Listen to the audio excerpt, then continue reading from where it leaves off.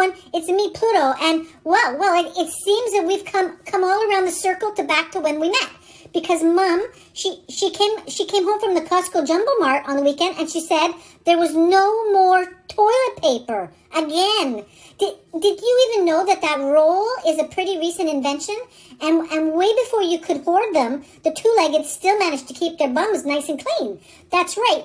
In the entire history of pooping, which let's face it, pretty much goes all the way back to the beginning of time, there were lots of different wiper products. Did you know that during the Greco-Roman land days, those people in those days, they used something called a tussorium, which was basically a sponge on a stick, which made me wonder if that was the precursor to the soap on a rope.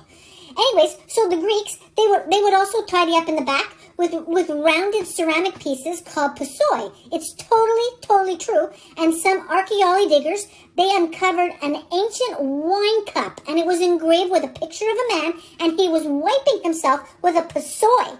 Whew! Thankfully, the Baccarat and Waterford companies decided that would not be a classic crystal etching.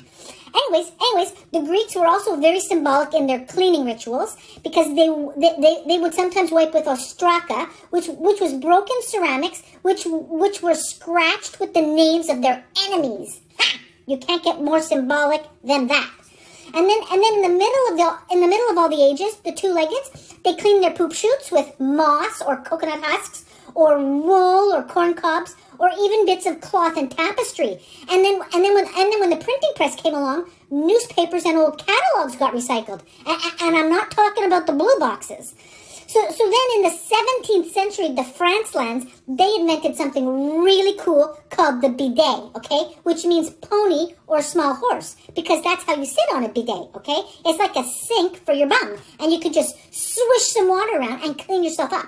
And then in the 1800s, they added a pump and a super sprayer, so you could have a very decadent cleansing. So it wasn't even really until 1850s that Joseph Gaiety, he marketed his medicated paper for the water closet. And you got 500 sheets for 50 cents. Ha! At those prices, you definitely were not doing the 3-ply treatment, that's for sure. Eventually, those pieces, they all got put on a roll and attached. And then, hallelujah, by the 1930s, they were said to be splinter-free. So before you hoard the Charmin again, just think there's lots of alternatives, okay? And if you aren't sure how much toilet paper you actually need, ask Mr. Googly for the coronavirus toilet paper calculator. It's totally true. You could use that and you could plan properly and avoid the panic. Okay. Well, I'm really sorry if today's class was a little bit crappy. So have a really good week, everyone. Don't panic and wipe wisely.